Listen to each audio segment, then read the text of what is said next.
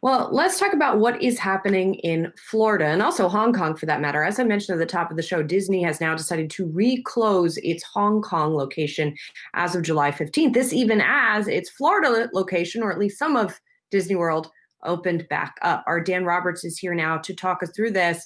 So Saturday, they reopened their doors, not on all of the parks in the Disney World sort of complex.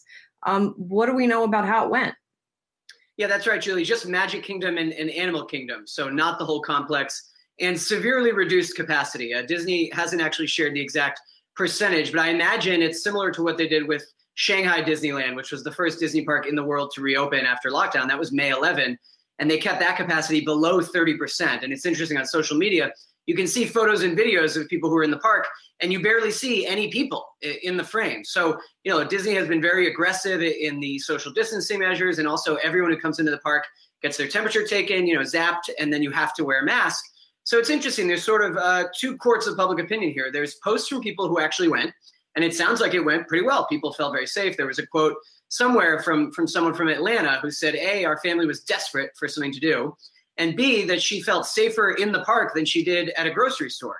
So that sounds like it went pretty well and that the measures are working. On the other hand, of course, the public outcry has not been good. And that was before today's Hong Kong news. A lot of people saying, with the cases spiking in Florida, it's irresponsible for Disney World to have opened up. Disney, on the other hand, says we're doing this extremely responsibly.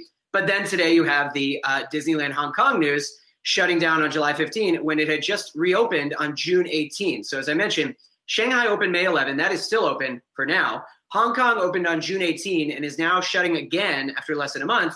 And now on July 11, 2 days ago, you have Disney World partially reopening. So I think for Disney, they faced some possible criticism, but I'm sure they knew that was coming, and I'm sure they anticipated that and they were ready for it. That said, one thing I thought was very interesting was Disney had tweeted out from one of its official accounts a video promoting Disney World in Florida with cast members wearing masks, saying, "Come back to Disney World." And it got so lampooned and roasted on Twitter that they deleted that. And that surprised me, deleting the tweet, almost like giving an acknowledgement that, well, okay, we know the optics here are not great. Dan, we've talked about $7 billion a quarter just from the parks and revenue. They can't keep these parks closed, but from the health aspect, you got to. And then they keep talking about what they learned in Hong Kong. Well, what did they learn in Hong Kong? Because they opened Orlando.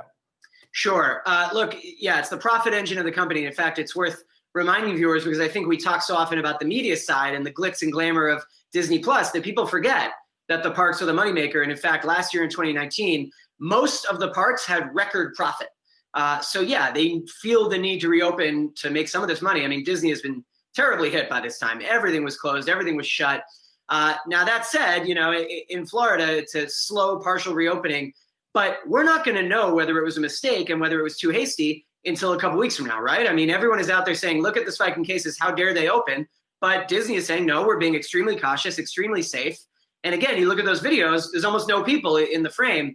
So everyone who wants to say shame on Disney, this was irresponsible, well, you have to wait until 2 weeks from now. And then, of course, if we see that there are people who went there and had it or got it from going, well, then you can condemn Disney. But for now, look, it seems to me that the park is operating the same way that restaurants that are now doing outdoor dining in states that are allowing it are operating. And in fact, there are also some restaurants that are now in some states doing indoor dining, which seems crazy to some people, but they're just following the regulations. So we'll see what happens in Florida. And I would hesitate to say that just because Hong Kong is now reclosing, you're going to see Florida reclose. Right. Dan Roberts, thank you.